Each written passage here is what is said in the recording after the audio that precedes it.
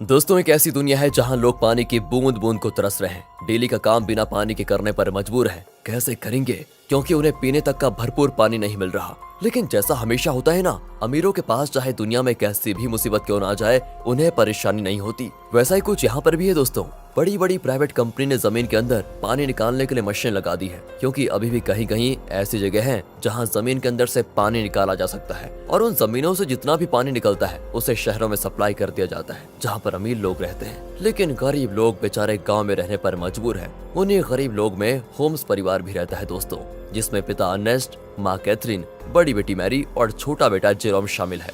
बड़ी मुश्किल से ये परिवार गांव में अपना गुजारा कर रहा था। अर्नेस्ट की काफी बड़ी जमीन भी थी, जिसमें उसके पिता खेती किया करते थे। लेकिन पानी की कमी होने की वजह से अर्नेस्ट खेती नहीं कर पा रहा है। उसने सरकार से भी बात की कि मेरी जमीन अभी भी फर्टाइल है, यानी कि पानी मिले तो इस पर फसल उगाई जा सकती है। लेकिन किसी को भी अर्नेस्ट की बात पर भरोसा नहीं है। इसलिए अर्नेस्ट खुद से ही जमीन खोद कर ट्राई करता है कि क्या पता उसकी किस्मत अच्छी हो, उसे पानी मिल जाए, जिससे उसका खेत फिर से हरा भरा हो जाएगा और फसल बेचकर वो पानी की कमी को भी अपने परिवार के लिए पूरा कर लेगा। दोस्तों, एक दिन की बात है कि अर्नेस्ट के खेत में जहां उसने पानी निकालने के लिए मशीन लगाई थी, वहां पर दो चोर आ जाते हैं जो उस मशीन को चुराने आए थे। अर्नेस्ट तुरंत ही गन लेकर वहां पहुंचता है, और चोरों को जैसे ही पता चलता है कि अर्नेस्ट यहाँ पर आ चुका है, वो लोग बहाना करने लगते हैं कि हम तो बहुत दूर से आए हैं, थोड़ा पानी मिल जाता तो आपकी मेहरबानी होती। पर दोस्तों, तभी वो चोर मौका देखकर अपने पास रखी गन निकाल लेते हैं ताकि अर्नेस्ट को शूट कर पाए। लेकिन अर्नेस्ट का पाला तो ऐसे चोरों से डेली पड़ता था, इसलिए वो तुरंत ही उनके शॉट करने से पहले ही गन चलाकर उन्हें वहीं पर ढेर कर देता है। देखा दोस्तों, ऐसा हाल हो गया है पानी के लिए कि एक दूसरे की जान लेने पे तुले हुए हैं लोग। अर्नेस्ट अपनी मशीन को चेक करने आता है, लेकिन बेचारे को पता चलता है कि यहाँ से जो थोड़ा बहुत पानी निकलता था वो भी खत्म हो चुका है। इसका मतलब कि अब उसे दूसरी जगह फिर से गड्ढा खोदकर मशीन लगानी होगी ताकि वहाँ से पानी निकाला जा सके। अर्नेस्ट अब जेरोम के साथ वाटरमैन के पास जाता है। दोस्तों, वाटरमैन ऐसे लोगों का ग्रुप है जो प्राइवेट कंपनी के लिए काम करते हैं, बड़ी बड़ी मशीनों को लगाना ताकि अंदर से पानी निकाला जा सके, और ये पानी शहर में सप्लाई किया जाता है। वैसे अर्नेस्ट इन लोगों को शराब या खाने पीने की चीजें डिलीवर करने का काम करता है। वो शहर से सारी चीजें अपने गधे पर लाद कर लेकर आता है और इन वाटरमैन को दे देता है। उन्हीं वाटरमैन में मैक्स नाम का एक आदमी भी शामिल है, जिससे अर्नेस्ट की थोड़ी अच्छी पहचान होती है। अर्नेस्ट मैक्स से कहता है कि देखो भाई, तुमने यहाँ बड़ी मशीन लगाने का काम शुरू कर दिया है। यहाँ से थोड़ी दूर मेरा खेत है जहाँ पानी आता था वैसे, लेकिन तुम्हारे यहाँ वो बड़ी मशीन लगाने की वजह से जो थोड़ा बहुत पानी मेरे खेत को मिलता था, अब वो भी बंद हो गया है। क्या तुम अपनी इन बड़ी मशीनों की लाइन दूसरी जगह नहीं लेकर जा सकते? मैक्स कहता है कि ये तो मेरा काम नहीं है, तुम्हें बात करनी है तो तुम हमारे बॉस से जाकर कर सकते हो। अर्नेस्ट को पता होता है कि बॉस तो उसकी सुनने वाला है नहीं, इसलिए वो बेचारा अपना छोटा सा मुंह लेकर जेरोम के साथ घर आने के लिए निकल आता है। लेकिन जब इंसान की किस्मत खराब हो तो उसके साथ बुरी चीजें होने में टाइम नहीं लगता। ऐसा ही अर्नेस्ट के साथ भी हो जाता है। आते समय उसके गधे का पैर पत्थर से टकराने की वजह से वो नीचे गिर जाता है, और गिरने की वजह से उसकी एक टांग टूट जाती है। बेचारा गधा प्यास से पहले परेशान था, टांग टूटने से उसको और तड़पन होती है, इसलिए अर्नेस्ट उसकी तकलीफ को खत्म करने के लिए मजबूरन उससे वहीं मार डालता है। दोस्तों, क्या करता बेचारा। इसके बाद वो एक ऑक्शन हाउस में आता है जहां पुराने रोबोट्स को रिपेयर करके बेचा जाता है। अर्नेस्ट ऐसे एक रोबोट को खरीदने आया था ताकि आगे से वो डिलीवरी का काम संभाल पाए। साथ ही ऑक्शन में फेलम नाम का बंदा भी रोबोट पर बोली लगाने आता है, लेकिन आखिर में अर्नेस्ट को वो रोबोट मिल जाता है, जिसे पाकर अर्नेस्ट और जेरोम बड़े खुश होते हैं कि चलो कुछ तो काम की चीज आई हाथ में। इसके बाद दोनों हॉस्पिटल आते हैं जहां कैथरीन रहती है। कुछ समय पहले एक दुर्घटना का शिकार हो गई थी कैथरीन, इसलिए वो चल फिर नहीं पाती। इसलिए हॉस्पिटल में वायर के जरिए कैथरीन को रखा जाता है। वायर मतलब जो कैथरीन को चलने में मदद करते हैं। अब देखिए, अर्नेस्ट के पास इतने पैसे तो है नहीं कि वो वायर का सिस्टम खरीद कर घर लेकर आ पाए, इसीलिए वो और उसके परिवार के लोग हॉस्पिटल में ही कैथरीन से मिलने आए जाया करते हैं। अब हॉस्पिटल के बाहर अर्नेस्ट की मुलाकात रॉबी नाम के बंदे से होती है, जो अर्नेस्ट का बढ़िया दोस्त है, काफी ज्यादा करीबी है। उसके पास तो रहने के लिए घर तक भी नहीं है, साथ ही वो दिमाग से भी थोड़ा कमजोर है, इसलिए अर्नेस्ट उसके पास जो थोड़ा बहुत पानी होता है वो रॉबी और उसके परिवार को दे देता है, क्योंकि भले ही अर्नेस्ट के पास भी पानी की कमी है, लेकिन बंदे का दिल बहुत बढ़िया है यार। अब वहाँ से अर्नेस्ट जैसे ही घर आता है ना, उसके पास फेलम पहुँच जाता है, जो उससे कहता है कि मुझे तुम्हारा रोबोट चाहिए, कुछ जरूरी काम है। अर्नेस्ट को पता था कि फेलम एक नंबर का बदमाश आदमी है, वो रोबोट वापस करने में नाटक करेगा, इसीलिए दोस्तों अर्नेस्ट रोबोट देने से साफ मना कर देता है। साथ ही दोस्तों, मैं आपको बता दूं कि फेलम और अर्नेस्ट की बेटी मैरी का एक दूसरे के साथ चक्कर चल रहा है। अर्नेस्ट ने कई बार मैरी को समझाया कि वो फेलम से दूर रहे, वो अच्छा इंसान नहीं है, लेकिन मैरी है कि सुनने को तैयार ही नहीं होती। फिल्म की वजह से वो तो अपने पिता से भी नफरत करने लगी है। बताओ दोस्तों, माँ बाप कभी गलत होते हैं क्या? जो बच्चे माँ बाप की बात नहीं मानते उनके साथ तो बुरा होता ही है। कहीं मैरी के साथ भी कुछ बुरा ना हो जाए। खैर, आगे देखते हैं। अगले सीन में अर्नेस्ट एक और जगह गड्ढा खोद रहा होता है, इस उम्मीद में कि शायद वहाँ से कुछ पानी निकल जाए, लेकिन बड़ी मशीनों के पाइपलाइन के कारण आसपास का पूरा इलाका सूखा पड़ चुका था। इसलिए अर्नेस्ट को यहाँ भी निराशा का सामना करना पड़ता है। साथ ही गड्ढा खोदने के दौरान अर्नेस्ट जेरोम से बात कर रहा होता है। वो कहता है, जब मैं शहर गया था वहाँ मैंने एक लड़की को देखा जिसके बाल तो छोटे हैं लेकिन देखने में बहुत सुंदर है। तुम तो बेटा बड़े हो चुके हो, कहो तो तुम्हारी बात करवा दो उससे। मैं नहीं जानता कि इस हालत में हम कब तक जिंदा रह पाएंगे, इसलिए हमारे पास जो भी पल बचे उन्हें अच्छे से जी लेना चाहिए हमें। और दोस्तों, ऐसे ही बाप बेटे आपस में बात करते हुए कुछ टाइम एक दूसरे के साथ बढ़िया तरीके से बिताते हैं। इसके बाद अर्नेस्ट जैसे ही घर आता है, मैरी उससे कहती है, मुझे पैसे चाहिए पापा, मैं फिल्म के साथ जा रही हूँ, मुझे यहाँ पर बहुत घुटन हो रही है। अर्नेस्ट कहता है, घुटन हो रही है? मैंने बचपन से तुम्हें पाल पोस के बड़ा किया, सब कुछ देने की कोशिश की तुम्हें, और फिर भी तुम ऐसी बातें कर रही हो। मैरी तो ऊपर से जवाब देती है, कहती है, हम यहाँ पर जी नहीं रहे, सर्वाइव कर रहे हैं और मुझे ऐसी जिंदगी चाहिए ही नहीं। अर्नेस्ट के लाख समझाने पर भी जब मैरी नहीं मानती तो अर्नेस्ट मैरी को कमरे में बंद करके खिड़कियों पर कीड़े लगा देता है ताकि वो फिल्म से मिल ना पाए। अब अर्नेस्ट जैसे सप्लाईज लेने के लिए शहर जाने वाला होता है,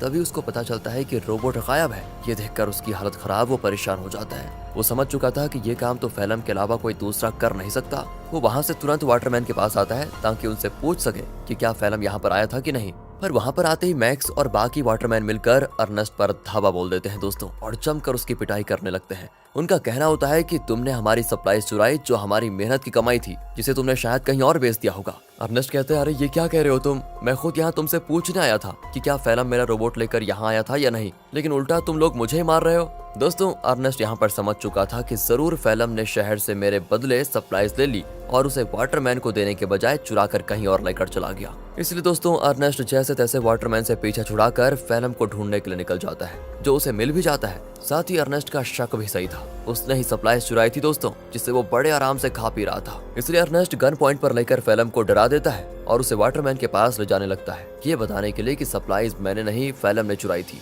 आगे बढ़ते हुए दोनों काफी ज्यादा थक चुके थे। अर्नेस्ट सबसे ज्यादा थक चुका था और साथ ही साथ उसका पानी भी खत्म हो चुका था। इसीलिए दोस्तों, फिल्म अर्नेस्ट को बहकाने की कोशिश करता है कि मैंने सप्लाईज की थोड़ी शराब पी ली थी और थोड़ी बची है, मेरी मानो तो बची हुई शराब हम दोनों आधा आधा बांट कर पी लेते हैं। ज्यादा से ज्यादा वाटरमैन क्या करेंगे, मुझे मारेंगे ही ना, लेकिन अगर हमने पिया नहीं तो हम प्यास से जरूर मर जाएंगे। इस पर अर्नेस्ट मान जाता है, लेकिन जैसे ही वो फिल्म को रस्सियों से आजाद करता है, फिल्म उस पर ही हमला कर देता है। बेचारा अर्नेस्ट पहले से ही थका हुआ था और मार खाने की वजह से उसका काफी ज्यादा खून बहने लगता है। इसके बाद तो फिल्म जबरदस्ती पाके सारी शराब अर्नेस्ट के मुंह में डाल देता है, ताकि जब वाटरमैन उसे देखे तो उन्हें यकीन हो जाए कि अर्नेस्ट ने ही सप्लाईज चुराई थी और उसी ने उनकी शराब पी ली। इतना ही नहीं दोस्तों, फिल्म अर्नेस्ट को मार मार कर रोबोट के साथ ही रस्सी से उसको बांध देता है, ताकि दुनिया को लगे कि रोबोट ने आउट ऑफ कंट्रोल होकर अर्नेस्ट पर हमला कर दिया, जिससे उसकी जान चली गई। और होता भी ऐसा ही है, बेचारा अर्नेस्ट मारा जाता है दोस्तों। और सभी लोगों को लग रहा था कि रोबोट ने अर्नेस्ट की जान ली। दोस्तों, हमेशा अच्छे लोगों के साथ बुरा ही क्यों होता है यार। अगले सीन में जेरोम अपने पिता को खोने के बाद बहुत उदास बैठा होता है। वो सारा गुस्सा रोबोट पर उतार कर उसे तोड़ने की कोशिश कर रहा होता है, क्योंकि अभी तो उसने ये मान लिया है कि रोबोट ने ही उसके पिता की जान ली। लेकिन हम सब जानते हैं कि सच्चाई क्या है। तब वहाँ पर फिल्म आकर जेरोम से कहता है, रोबोट को तोड़कर क्या मिलेगा, ये आगे चलकर हमारे ही काम आएगा, इसलिए इसको तोड़ो मत और तुम चिंता मत करो, मैं हूं ना, मैं तुम्हारे परिवार को संभाल लूंगा, तुम्हारे और मैरी का अच्छे से ख्याल भी रखूंगा। पता हो दोस्तों, कातिल मसीहा बनने की कोशिश कर रहा है। अगले सीन में दिखाते हैं कि फिल्म मैक्स के पास आकर कहता है, मुझे पानी की एक पाइपलाइन चाहिए ताकि उसकी मदद से मैं अर्नेस्ट की जमीन पर खेती कर सकूं। मैक्स कहता है, मैं क्या तुम्हारा कोई नौकर हूं, जो तुम कहोगे और मैं कर दूंगा। तो फिल्म उससे कहता है कि अच्छा, तुम्हें मानना पड़ेगा दोस्त, मानना पड़ेगा। वो दोस्तों उसका चाकू दिखाते हुए कहता है, ये चाकू तो याद है ना तुम्हें, उस दिन जब सप्लाईज लेकर तुम लोगों ने अर्नेस्ट पर हमला किया था, तब ये चाकू अर्नेस्ट ने तुमसे ले लिया था और मुझे ये चाकू उसकी बॉडी के पास मिला जिसमें तुम्हारा नाम लिखा हुआ है। सभी जानते हैं कि मरने से एक रात पहले सप्लाईज लेकर तुम्हारी और उसकी लड़ाई हुई थी। तो मैं क्या सोच रहा था कि मैं जाकर सभी को ये बात बता देता हूँ कि लड़ाई के दौरान तो मैक्स अर्नेस्ट को नहीं मार पाया, लेकिन अगले दिन जब उसे मौका मिला तो उसने अर्नेस्ट को मार दिया और आरोप डाल दिया रोबोट पर। यह सुनकर मैक्स घबरा जाता है और फिल्म की बात मानते हुए कंपनी से छुपाकर एक सीक्रेट पाइपलाइन अर्नेस्ट के खेत में चालू करवा देता है, जिससे दोस्तों खेत को पानी मिलना शुरू हो जाता है। सभी बड़े खुश होते हैं कि यहाँ पर फिर से खेती हो सकेगी। फैलम दोस्तों डेली हल जोतता है ताकि फसल उगा पाए। देखते देखते उसकी मेहनत रंग ला जाती है और खेती में चारों तरफ फसल उगने लग जाती है, जिसे देखकर जेरोम और बाकी सभी बड़े खुश होते हैं। साथ ही फैलम और मैरी रिलेशनशिप में भी थे, जिस वजह से मैरी प्रेग्नेंट हो चुकी थी, इसलिए उन दोनों की शादी करवा दी जाती है। शादी से फैलम बड़ा खुश था, लेकिन अंदर ही अंदर उसे ये भी याद आ रहा था कि ये सब अर्नेस्ट का था जो उससे मैंने छीन लिया। आज वो जिंदा होता तो ना ही मैरी से उसकी शादी होती और ना ही ये खेत उसे मिलता। अर्नेस्ट के मरने के बाद फैलम ने उसकी सारी चीजों को दोस्तों अपना लिया होता है, लेकिन ये इंसान यहाँ पर भी नहीं रुकेगा। अभी आप इसके पाप देखिए कितना करता है ये। अगले सीन में बैंक से कुछ कर्मचारी आते हैं जो फैलम के पैरों तले जमीन खिसका देने वाली बात बताते हैं कि जमीन पर तुम्हारी फसल उगी है। उस जमीन को अर्नेस्ट ने गिरवी रखा था, वो तो मर गया, इसलिए अब ये जमीन बैंक की होती है और इसमें जो फसल उगी है वो भी बैंक के पास ही जाएगी। फैलम कहता है नहीं, ऐसा नहीं हो सकता, ये बात तुम्हें पहले बतानी चाहिए थी जब यहाँ पर फसल नहीं उगी थी उस समय, और अगर तुम पहले बता देते तो मैं कोई दूसरी जमीन देख लेता। लेकिन दोस्तों बैंक वाले नहीं मानते, वो कहते हैं कि 1 हफ्ते के अंदर अगर पैसे नहीं मिले तो इस जमीन को तुम भूल जाना। इतना कहने के बाद वो चले जाते हैं। फैलम तो परेशान हो चुका था कि अर्नेस्ट ने तो मुझे बेवकूफ बना दिया, बेकारी कहेगा, जमीन तक गिरवी रखिए, बताओ अब पैसों का बंदोबस्त कैसे कर पाऊंगा। बताओ दोस्तों, ये तो वही बात हो गई, उल्टा चोर कोतवाल को डांटे। खैर अब फैलम जेरोम से कहकर रोबोट ले जाने लग जाता है। वो कहता है मैं रोबोट को बेचने जा रहा हूँ ताकि इससे मिले पैसों से बैंक वालों का उधार चुका पाऊँ। लेकिन दोस्तों फैलम शरीफ आदमी नहीं था। वो रॉबी के पास आता है, वही रॉबी दोस्तों जो काफी ज्यादा करीब है, और वो उसे बहाने से साथ में ले जाता है कि मेरे साथ चलो, मैं तुम्हारे लिए पानी वगैरह का बंदोबस्त करता हूँ। इसीलिए बेचारा रॉबी अपने बच्चे को लिए फैलम के साथ चला जाता है। लेकिन मैंने कहा था ना दोस्तों, फैलम के पापों का घड़ा भरा नहीं है। वो धोखे से बेचारे रॉबी के बच्चे को बेच देता है, जिनसे मिले पैसों को वो बैंक वालों को दे देगा। अब इसकी खबर जैसे रॉबी को लगती है, वो फैलम से झगड़ा करने की कोशिश करता है, लेकिन जहाँ पर फैलम ने बच्चे को बेचा था वहाँ झगड़ा वगैरह करने का रूल नहीं होता। बच्चा बिक गया तो डील कभी नहीं टूटेगी, इसलिए वो बदमाश लोग रॉबी को शूट करके मार देते हैं दोस्तों। साथ ही वो फैलम को भी शूट करने की कोशिश करते हैं, क्योंकि उन्हें तो लगा था कि फैलम रॉबी की परमिशन के साथ उसके बच्चे को बेच रहा है। इसलिए फैलम जैसे तैसे अपनी जान बचाकर दोस्तों वहाँ से भाग ही जाता है। साथ ही वो रोबोट को वहीं छोड़ देता है, क्योंकि उसे जेरोम को भी तो बताना है कि ये पैसे बच्चे को बेचकर नहीं बल्कि रोबोट को बेचकर आए हैं। क्या कहें दोस्तों, कितना बुरा आदमी है यार फैलम। तभी तो दोस्तों अर्नेस्ट अपनी बेटी मैरी को मना कर रहा था इसके साथ रहने के लिए। अगले सीन में बैंक को पैसा देने की वजह से जमीन फिर से फैलम की हो जाती है, तो वहीं रोबोट आगे बढ़ते हुए अपने ओरिजिनल ओनर के पास जाने के लिए निकल पड़ता है, क्योंकि जब वो बदमाश लोग फैलम और रॉबी को शूट कर रहे थे तो कुछ गोली रोबोट को भी लग गई थी, जिससे हुआ ये कि रोबोट की डिफॉल्ट सेटिंग ऑन हो गई और इसीलिए वो अपने ओरिजिनल ओनर के पास जा रहा है जो कि शहर में रहता है और ओनर का नाम है कैल्विन। वो जैसे उस रोबोट को देखता है तो बिल्कुल हैरान हो जाता है कि ये किसका रोबोट घूमकर वापस मेरे पास आ गया। उस रोबोट पर दोस्तों अर्नेस्ट का नाम लिखा हुआ था, इसलिए कैल्विन रेडियो के जरिए अर्नेस्ट से संपर्क करने की कोशिश करता है ताकि वो आगे आए और अपने रोबोट को वापस लेकर जाए। जेरोम तो जैसे ही रेडियो को ऑन करता है तो बिल्कुल हैरान हो जाता है कि फैलम ने तो कहा था कि उसने रोबोट को बेच दिया, अब ये कैल्विन बता रहा है कि रोबोट उसके पास है। इसलिए दोस्तों वो डिसाइड करता है कि अगर कैल्विन रोबोट वापस देना चाहता है तो कोई नहीं, ये तो बहुत अच्छी बात है, मैं जाकर उसको ले लेता हूँ। अगले सीन में जेरोम को रॉबी की पत्नी दिखाई देती है, जो रॉबी और उसके बच्चे के वापस न आने पर सदमे में जा चुकी थी। वो एक गुड़िया लेकर रॉबी और अपने बच्चे के आने का इंतजार करती है। सच में दोस्तों बेचारी के साथ बहुत बुरा हुआ ना। एंड इस चीज को देखकर जेरोम को लगता है कि जरूर कुछ तो बात है जो फैलम छुपा रहा है। जिसके बाद वो शहर के बॉर्डर पर आता है, लेकिन 18 साल से कम होने की वजह से गार्ड्स उसे शहर में जाने नहीं देते। तब वहाँ पर एक लड़की आती है जिसका नाम अना है। वो जेरोम से कहती है मेरे पास आ जाओ, मैं तुम्हें शहर भिजवा सकती हूँ, वो भी बहुत कम पैसों में। जेरोम जैसे ही अना को देखता है तो बिल्कुल हक्का बक्का हो जाता है, क्योंकि वो हूबहू वैसी होती है जैसा कि अर्नेस्ट ने उसे छोटे बालों वाली उस लड़की के बारे में बताया था। याद है ना दोस्तों, जब अर्नेस्ट जेरोम से कह रहा था कि तुम्हारी शादी कर लेते हैं, उससे बात कर लेते हैं तुम्हारी, तो दोस्तों जेरोम उससे फिर अर्नेस्ट के बारे में पूछता है, लेकिन वो तो जानती ही नहीं अर्नेस्ट को। जेरोम भी आगे कुछ नहीं कहता और इसके बाद वो जेरोम को शहर तक जाने वाली सामान की गाड़ी में छुपा कर बैठा देती है और उसकी मदद से जेरोम शहर पहुंच जाता है। अब शहर आने के बाद जेरोम कैल्विन से मिलता है, जो उसे उसका रोबोट वापस कर देता है। रोबोट को जो गोलियां लगी थी कैल्विन ने उसे भी रिपेयर कर दिया था, साथ ही उसने रोबोट की सेटिंग भी सही कर दी थी।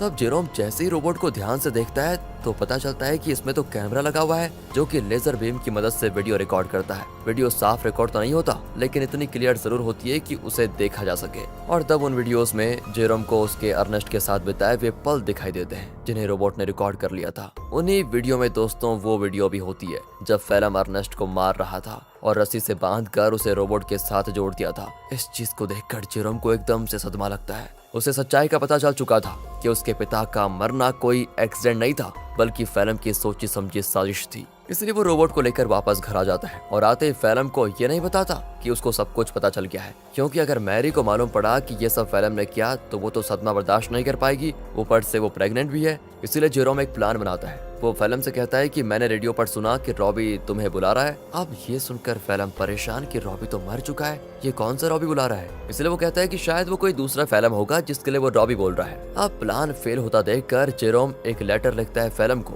ताकि फेलम को ऐसा लगे कि ये लेटर रॉबी ने भेजा है और वो उसे उसी जगह पर बुला रहा है जहाँ पर अर्नेस्ट मरा था। लेटर देखकर फेलम समझ चुका था कि कुछ तो गड़बड़ी है, मुझे वहाँ पर जाकर देखना ही पड़ेगा। इसीलिए वो उसी जगह पर जाता है जहाँ पर उसने अर्नेस्ट को मारा था। आगे बढ़ते हुए उसे जमीन पर बना हुआ गड्ढा दिखाई नहीं देता और गलती से वो उसे गड्ढे में गिर जाता है जहाँ गिरने से उसका पैर टूट चुका था और वो मदद के लिए चिल्ला रहा होता है। तब वहाँ पर जेरोम गन लेकर आता है। उसे इतने गुस्से में देखकर फेलम समझ जाता है कि जेरोम को सब कुछ पता चल चुका है और ये सारा प्लान जेरोम का ही था। तब फेलम जेरोम को बहलाते हुए कहता है, देखो जो हुआ मैं उसके लिए शर्मिंदा हूँ, मुझे माफ कर दो, लेकिन देखो मैंने मैरी और तुम्हारे कितना अच्छे से ख्याल रखा। अगर मुझे कुछ हुआ तो मैरी ये सदमा बर्दाश्त नहीं कर पाएगी, इसलिए मुझे जाने दो। लेकिन जेरोम उसकी एक नहीं सुनता और सीधे फेलम को शूट करके मार डालता है। इसके बाद वो रोबोट की मेमोरी भी रेज कर देता है ताकि कभी मैरी ये सब कुछ देख ही ना पाए। वो नहीं चाहता कि मैरी कभी कुछ इसका सच जाने। कुछ दिन गुजर चुके थे। फेलम के घर न आने पर मैरी बहुत परेशान होती है। जेरोम कहता है कि वो अच्छा इंसान कभी था ही नहीं, तुम्हें छोड़कर वो भाग गया। और ये सुनकर मैरी एकदम उदास हो जाती है और अपने दिल से फेलम के लिए प्यार खत्म कर देती है। दोस्तों उल्टा वो उससे नफरत करने लगती है। जेरोम ने बड़ी शांति से अपना बदला ले लिया। इसके बाद जेरोम और मैरी घर चलाना शुरू करते हैं, क्योंकि खेत उन्हें मिल चुका था। उन्हीं फसल को बेचकर वो पैसे जमा करेंगे ताकि अपनी माँ को हॉस्पिटल से घर लेकर आए। और इसी मिक्स फीलिंग के साथ दोस्तों ये मूवी यहाँ पर खत्म होती है। बाकी अगर आपको वीडियो अच्छी लगी हो, एक्सप्लेनेशन अच्छा लगा हो तो लाइक कीजिए, चैनल को सब्सक्राइब करें। मिलते हैं अगली वीडियो में, ध्यान रखेगा अपना and finally thanks for watching.